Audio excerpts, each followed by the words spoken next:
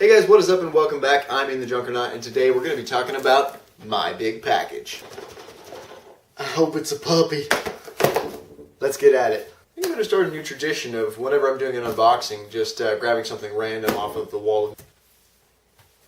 How about this guy?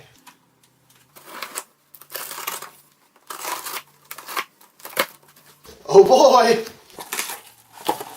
Just for the record, this is actual excitement, not pretend excitement.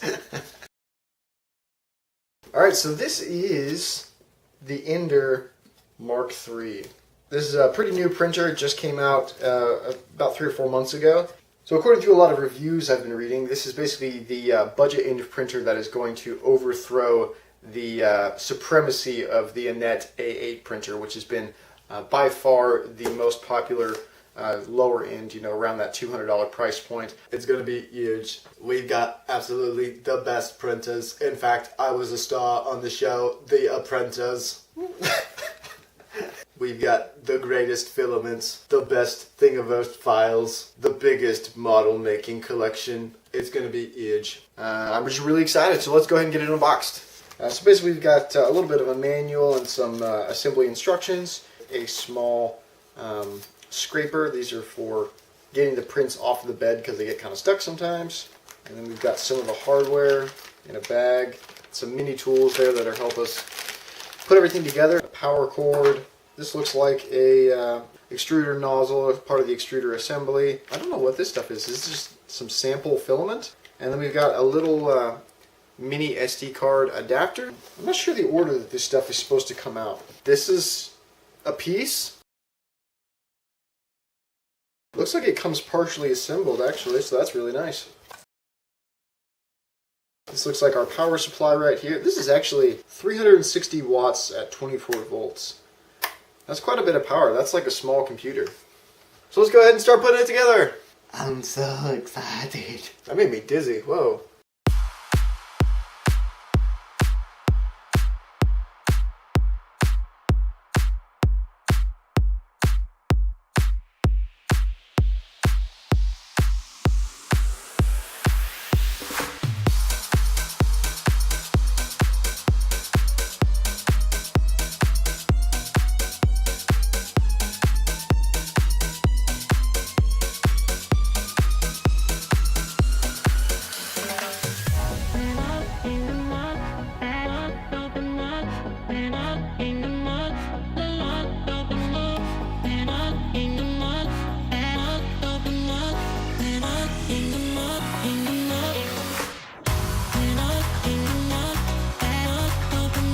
Did finally get the printer totally assembled. Took quite a bit longer than I expected. It was a solid 2.5 hours. And then I ran into a problem immediately afterwards when I was getting ready to do a test print, which was that my bed, the plate that it prints on, was very wobbly. Now I've already fixed it, and I just want to show you guys how you can do that. So basically, if you look at the bottom right here, there's these little guide wheels that run in the V-track. And that's what keeps it all centered and nice and tight. On the right side, there are these eccentric nuts, which means that basically one side of the internal thing is longer than the other. So something like that. So I know that's not focused very good. So essentially you've got the hole off to the side, and so as you turn it, it can actually make the wheel closer or farther away from the track.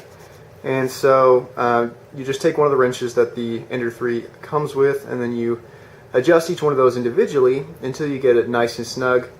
And then Bob's your uncle and Robert is your mother's brother. We're going to go ahead and plug it in, level it, and download some tests to run to see how it's printing. It's going to be pretty exciting!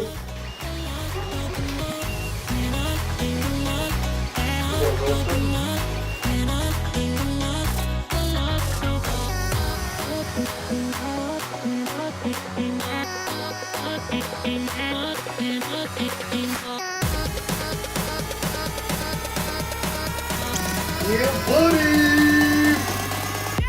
Hey, give me my dog. Give me my dog.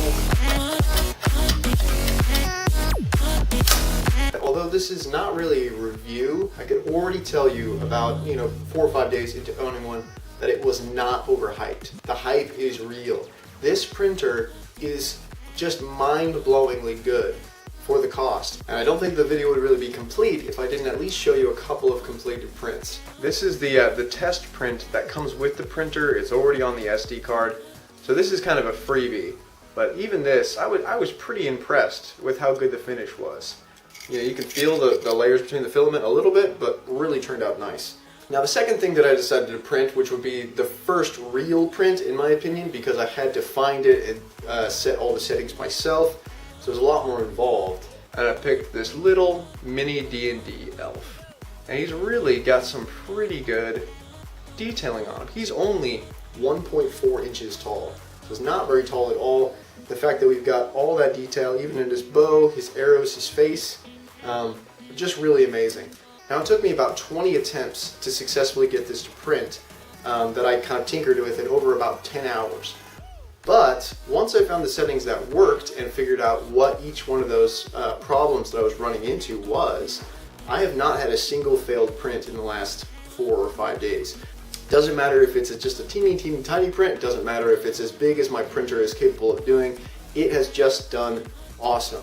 So as long as you get the settings set right, as long as you get your bed leveled, get a good adhesion on that first layer, you can basically leave it come back, whatever, 4, 8, 12, 24 hours later, and it has made you an amazing piece.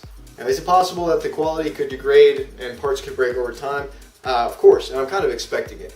But for now, for the quality, and the price point and the ease of use, I'm just completely blown away. Definitely recommend. If you want to see more 3D printing and more importantly, the cool things that I'll be able to make with the parts that I'm printing, definitely click that subscribe button. Lastly, if you guys are interested in seeing kind of smaller updates and fun little videos, you should definitely check out my Facebook and Instagram. I'll put the links down in the description box below. Been having a ton of fun just making 1-minute summaries of builds we've done in the past, starting up Trick Shot Tuesdays where I use either my guns or different items I've made in the past. I hope you're as excited as I am about using this 3D printer to make all kinds of crazy crap, and until next time, take it easy, stay classy, and I'll see ya in the next one. Okay.